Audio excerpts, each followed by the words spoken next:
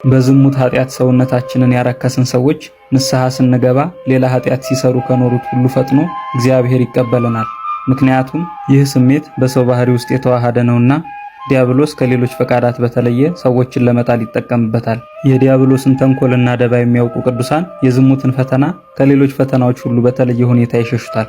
ዛሬ የካቲት 19 ቀን ለ67 ዓመታት እንደ መላእክት በተጋድሎ የኖረና አንዲት አመንዝራ ሴት ተጋድሎውን አስተዋለሁ በማለት ከሰዎች ጋር ተወራርዳ ሲመሽ ወደ በዓቱ በመምጣት የዝሙት ሐሳብን ብታቀርብለት እንዲሁም በተቀባችው ሽቱ ስጋውን ብትፈትነው በነደደ እሳት ውስጥ እግሩን ከቶ ነፍሴ ሆይ የሲኦልን እሳት የምትችይ ከሆንሽ እነሆ ኃጢአትን ስሪ እያለ ራሱን በመገሰጽ ዘማዊቷን ሴት አስተምሮ የመለሳትና ልቡናዋን ወደ ቅድስና በመሳብ የዝሙትን ስራ ትታ በምናኔ በመኖር ድውያንን የመፈወስ ጸጋ እስክታገኝ ድረስ ያበቃት ታላቁ ገዳማዊ አባት አባ መርትያኖስ የሥጋው ፍልሰት የተደረገበት ዓመታዊ የመታሰቢያ በዓሉ ነው።